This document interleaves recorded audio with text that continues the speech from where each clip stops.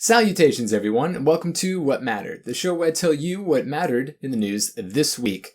First, the Warriors blew a huge lead, then the Indians blew a huge lead, then Clinton blew a huge lead, the Falcons blew a huge lead, Ash got beat by Team Rocket. At this point, I wouldn't be surprised if at the end of Super Mario Odyssey, Bowser actually wins in the end, and Half-Life 3 gets confirmed. What a comeback.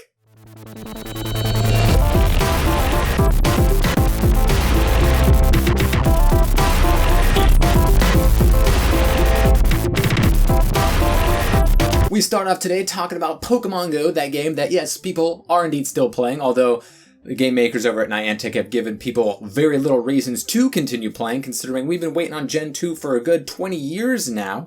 But with another event, this time with Valentine's Day, very similar to Halloween, in that it's a double candy for everything. When your buddy finds a candy, that'll be 2 instead of 1. When you hatch, or when you catch, or when you transfer, that will give you double candy as well. And they increase the spawn rate of all the pink Pokemons, including Jigglypuff, Wigglytuff, Clefairy, Clefable, Chansey, Execute, Porygon, supposedly. His spawn rate has been increased, but we know that anything times 0 is still 0, so I've yet to see one in my entire life. And for some reason, one of the pinker of the Pokemons, Slowpoke and Slowbro, are excluded. I think they're discriminating against both slow people and bros. We got some release dates for some highly anticipated shows this week. During the Super Bowl, we got a commercial for Stranger Things Season 2, and it was amazing. The kids were dressed up as the Ghostbusters and the Eggos and Eleven. My goodness, so hype. That's coming out on Halloween. So a perfect time for an amazing show that won the Screen Actors Guild Award, which is amazing that a show that good gets recognition that they usually don't get. We also learned the exact date of the premiere of Attack on Titan Season 2, April 1st. That's not a fool. It's finally happening. We've been waiting so long. We knew it was going to come out in April. When in April? The very first day. The best news that we can hope for. So we finally get to see what's going on, because that storyline really just started, and it's one of the most popular animes in the world, with only just a few episodes in one season and that chibi thing, but now we can really sink our teeth into the nitty-gritty. Activision had a meeting where their CEO went over the ups and the downs of their best year ever, much thanks to Blizzard's Overwatch game with 25 million active users, humongous success, huge launch, instant esport, instant classic, microtransactions. They couldn't ask for a better thing to come out this year, but they were still disappointed and started laying people off, even though they exceeded their expectations. But they didn't with last year's Call of Duty Infinite Warfare, where Activision's CEO said it didn't resonate with fans in its sci-fi setting.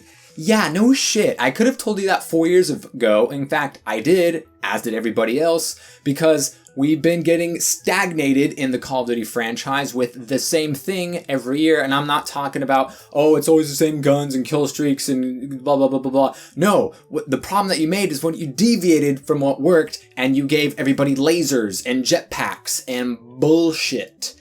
And you didn't sell as many as you thought? No kidding. So apparently Sledgehammer's Call of Duty that will be coming out in November of this year is going back to the series' roots. So boots on the ground and not leaving the ground outside of mantling and, jumping. And I'm talking little bit of jumping. World War II? Who knows? That's good signs that they've finally realized, only when their pocketbooks got hit for the 5th year in a row, that guess what? What they're doing ain't working, and they need to give the fans of Call of Duty what they actually want. And speaking of Activision and Overwatch, we got a ton of info about Overwatch. Capture the Flag is staying in Brawl. They're expanding it to a bunch of more maps, so it sounds like it's probably here to stay, and wouldn't be a surprise if it had some sort of maybe limited rotation in competitive play or possibly esports. I would say they'd probably limit what maps might be legal, even though they haven't done that in the payload or, the 2 control points, King of the Hill, even though some people, including people in the esports scene, have asked for that because of the way that certain maps play out especially. 2 capture point on, attack is very, very difficult in the vast majority of those instances, but it was by far their most popular brawl, so they're keeping it even after the end of the Rooster event. So that will be stopping at the end of next week.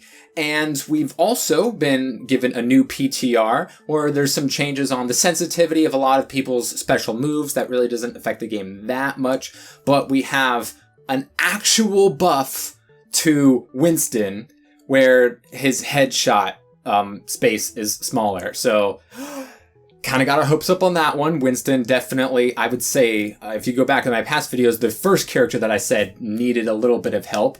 And the character that I mentioned was most need of a nerf finally is actually getting a nerf in Roadhog, the man who's been dominating your bronze, silver, gold, platinum, Mega Masters, and even the competitive scene for a good chunk of time. An absolute must pick, insta-kills almost the entire cast with one shot because of the hook that I've said forever needs a cooldown increase, and it's getting 2 extra seconds. So that's pretty cool. Also, he's getting a buff in his scatter shot. It will be more accurate. The cone will be more tight of a spread, and the hook won't pull you in 2 meters from Roadhog. Now it'll be 3.5. So that increase in accuracy is going to make it a little easier to kill some enemies and going to have you be more accurate for other enemies, just making a little bit more consistent with how he kills. But now we get 2 extra seconds of not being insta-killed by Roadhog, so that's super duper cool.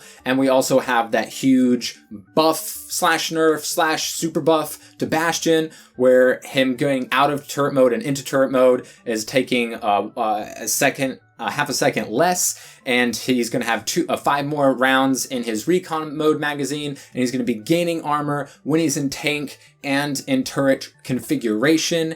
And he's going to be able to heal himself while moving, and it won't be interrupted by getting shot, but it will be running off of resource, much like D.Va's defense matrix.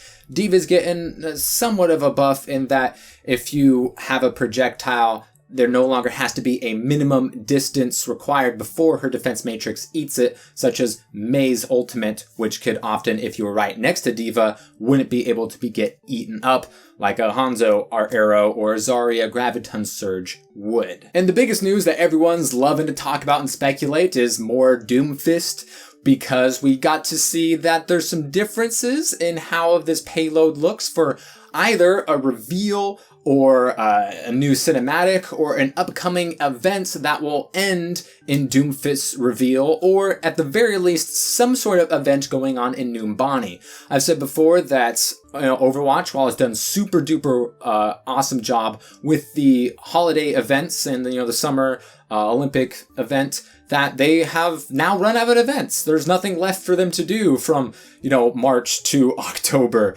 And that's a shame, so they would have to think of something that wasn't calendar related, and they said that they would, and this kind of seems like it's going to be going down that path, where there's going to be some sort of new Omnic uprising, or an event that has to do with Doomfist coming back, and at the end of the event, he's added as a character, where of course everybody's been saying that Terry Crews should be it, and then he made a video about voicing Doomfist, and we all know about the super hullabaloo that is, but this also could mean that there's going to be something with, not including Doomfist, but at the very least something with Numbani, and possibly something to do with the rumored Lucio short, where his concert gets interrupted and Doomfist crashes in, and then he gets announced as the next character.